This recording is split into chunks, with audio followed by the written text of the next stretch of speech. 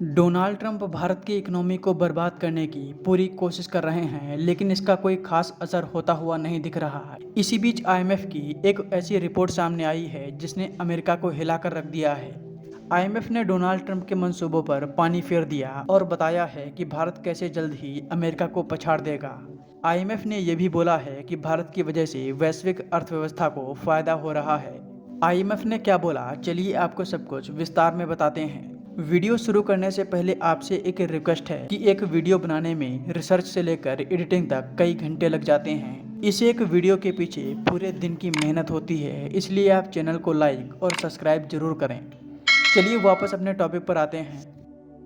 अभी हाल ही में 28 से 29 जुलाई के बीच आईएमएफ ने एक रिपोर्ट पब्लिश की है जिसमें कहा गया था कि 2025 और 26 में भारत 6.4% की स्पीड से ग्रोथ करेगा। इस रिपोर्ट के आने के बाद डोनाल्ड ट्रंप ने भारत पर रूस का तेल खरीदने की वजह से 25% टैरिफ लगा दिया। इसके बाद कहा जा रहा था कि भारत की आर्थिक ग्रोथ 6.4% से नीचे गिर जाएगी, लेकिन ऐसा नहीं हुआ।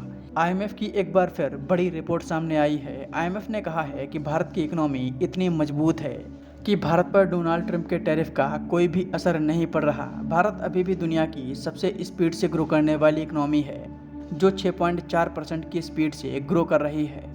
आईएमएफ ने इसके साथ ही ये भी कहा कि अभी भारत 5वीं सबसे बड़ी इकोनॉमी है और जल्द ही भारत चौथी और फिर आगे दुनिया की तीसरी सबसे बड़ी इकोनॉमी बन जाएगा।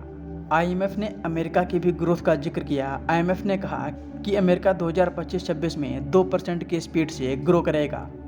सबसे इंटरेस्टिंग बात यह है कि अभी दुनिया की इकोनॉमी 2.8% की स्पीड से ग्रो कर रही है, लेकिन भारत की ग्रोथ की वजह से ये 3% की स्पीड से ग्रो करेगी, ऐसा आईएमएफ का कहना है।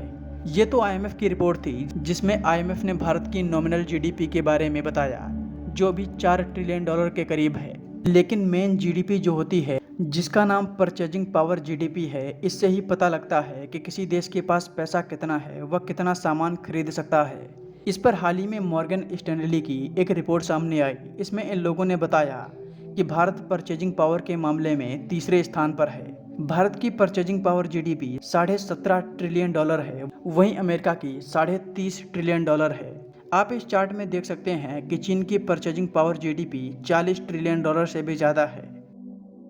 इस चार्ट में भारत का जो स्थान है वो 2035 तक बदलने वाला है। मॉर्गन स्टैनली की इस रिपोर्ट के मुताबिक अगले 7 से 8 सालों में भारत अमेरिका को पीछे छोड़ देगा।